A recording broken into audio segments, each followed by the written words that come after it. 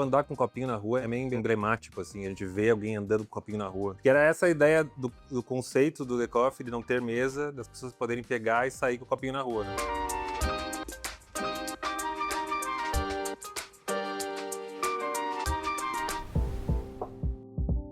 Sempre gostou do lifestyle que a cafeteria sempre proporcionou. Então é bem isso mesmo, a gente sempre teve uma relação muito olhando para cafeterias, gostando de participar e tal. Foi quando o negócio começou a nascer ali. Então que tal termos uma, né? Tem uma curiosidade no meio disso tudo, né? Que a gente, naquele momento, a gente não tinha uma alocação de um recurso muito grande naquele momento.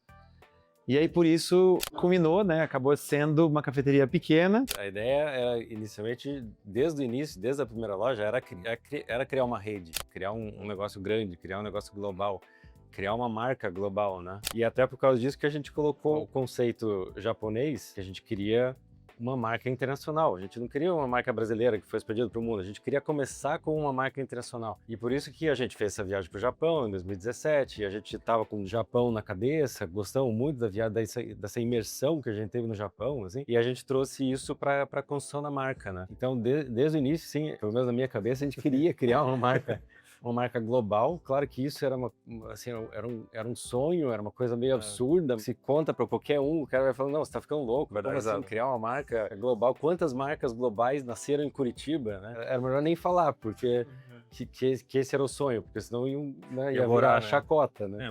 Mas à medida que o negócio foi desenvolvendo, a gente viu que sim, que era possível, né? E não foi de uma hora para outra. Talvez teve algumas milestones ali, né? A primeira vez que a gente foi lá e colocou um pé para fora, que foi quando a gente foi para a Europa, quando a gente começou em 2020 ali, que a gente começou a expansão internacional, ali a gente sentiu, porra, vai para frente. Então, nossa estratégia, assim, é sempre chegar numa cidade grande ou bem relevante do país. E daí, a partir dali, expandir para cidades menores. A gente entende que estar numa cidade cosmopolita, muito de referência, assim, ela embaseia todo o resto da expansão naquele país, naquela região, né? Hoje temos 370 lojas abertas, 200 no exterior, 170 no Brasil. Então tem mais no Brasil, 50 e poucos por cento, 60% fora do Brasil já, e outros 40 e poucos por cento aqui no Brasil. No ano passado, a gente faturou mais ou menos uns 50 milhões de dólares e esse ano a gente está olhando atingir 80 milhões de dólares. O mercado internacional corresponde a 60 e poucos por cento do nosso mercado. No longo prazo, a gente tem algumas projeções, a gente faz business plan, mais quando a gente vai conversar com alguns investidores e fundos de investimentos e tudo mais, a gente tem alguns números, a gente faz algumas simulações, mas no fundo, a gente, para nós aqui, pouca diferença faz. A gente olha, claro, o planejamento no ano para direcionar um pouco o trabalho das áreas, para fazer o budget de cada área e tudo mais. Agora, no longo prazo, a gente acredita que é muito mais eficiente a gente trabalhar no dia a dia, nos processos, na qualidade do produto e tudo que os consumidores estão olhando e tudo mais, né, do que a gente ficar olhando planilha, do que a gente ficar projetando o futuro e tudo mais. Então, o nosso dia a dia aqui é muito mais importante do que fazer um planejamento de longo prazo, 5 anos, né? Quando eu entrei, a The Coffee tinha 4 países, era o Brasil e mais 4 países. Então, eu pude acompanhar muito dos processos de internacionalização, expansão. Eu acho que o mais difícil e também, ao mesmo tempo, o mais rico são as diferenças culturais, né? Aprender as maneiras com que as outras equipes conversam, ter uma compreensão do cliente de outro país que tem uma outra visão, mas sem perder a raiz da marca, sem perder a essência da marca. Então, eu falo assim que a nossa atividade é decofizar as coisas. Então, mesmo que a gente esteja entrando num país, numa cultura super diferente, a gente tenta filtrar as necessidades, a adaptação cultural dentro do que a gente também tem como cultura. Então, acho que o desafio maior é esse, tentar sempre equilibrar as partes, mas sem perder a essência da marca. Nos próximos 6 meses vai abrir uma The Coffee, o que vocês podem falar em relação a isso? Acho que o maior spoiler de todos é que... Ixi. Não é bom? Qual? Ah, tá, não. Não sei qual. Ah, tá. Não, esse pode falar. Tá, então o maior spoiler de todos é que a gente... finalmente a gente fechou o Japão, a gente vai abrir em Tóquio. A gente sempre falava, a gente vai chegar lá, É que a gente lembra que no copinho, né? No copinho a gente escrevia Tóquio, Curitiba, né? Quando o negócio realmente tracionou e que as coisas começaram a acontecer muito fluidamente, começou a deslanchar mais facilmente, foi quando a gente abriu a loja número 3 em São Paulo, em Pinheiros, quando a gente atraiu o olhar de grandes investidores, inclusive, né? Então, a partir daquele momento, veio muito influencer, veio investidor, e parece que abriu a porta, e então, nesse momento, a gente teve ali a exposição meio que pro mundo, assim, né? E aí os investidores vieram, mais clientes, isso tracionou, inclusive, mais as nossas 2 lojas que a gente já tinha aqui em Curitiba, e a gente sentiu o negócio meio acontecendo ali de um jeito, opa, peraí, acho que agora não é só Curitiba, é outra cidade, né? Naquele momento muita gente falava, né? Lembra disso? A gente ouvia assim, não, vocês vão para São Paulo? Não. São Paulo é diferente. É diferente. Lá não dá pra brincar, o negócio é diferente. E de fato, é grande. sim, né?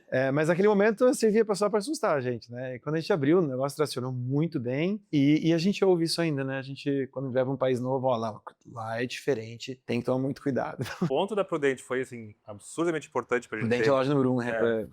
Porque a loja número 1 hypou aqui em Curitiba, ficou famosa. E esse terceiro ponto lá em Pinheiros, em São Paulo, foi, tipo assim, essencial, tinha que ser. Se não fosse aquele ponto lá, que o ponto fez sucesso, a loja fez um sucesso absurdo e ficava próxima ao escritório do grupo de investimento que investiu na gente pela primeira vez. Talvez se eles não tivessem aberto lá em Pinheiros, essa loja, demoraria mais pra gente ter conseguido o investimento e a coisa não teria andado do jeito que andou, né? A gente queria trazer na construção, quando a gente criou o The Coffee, era trazer café de qualidade, né? No começo de 2000, 2010 e tal, começaram essa terceira onda do café, que era um café que algumas cafeterias começaram a servir um café de super qualidade, né? Muito mais qualidade do que já existia no passado, né? Esse café especial que o pessoal chama. Tem especialistas do café que tratam o café que nem vinho, começam a anotar as notas do café, notas de mirtilo, notas disso, notas daquilo. E a gente, quando a gente criou o The Coffee, a gente queria trazer esse café de qualidade e criar uma marca global em cima disso, né? E levar esse café de uma forma acessível para o mundo. Hoje a gente começou com o café de porta, né?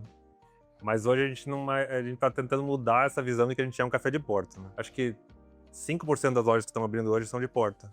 A maioria das lojas são lojas maiores, com sitting. Então a gente quer mudar essa percepção, assim, né? Lá no começo, sim, vieram as cópias exatamente do café de porta, né? Exatamente igual. Só que não com o mesmo tipo de, não com a mesma qualidade de café, né? Que a gente sempre prezou. Nasceu como café de porta, cresceu como rede, mas a gente sempre preservou essa coisa da terceira onda, da qualidade ao extremo. Assim. Até quando a gente fala de terceira onda, não é só o grão. É desde a moagem, com precisão, até o barista saber extrair exatamente de maneira correta ali. Se você tiver qualquer parte desse processo errado, o café não fica de qualidade, né?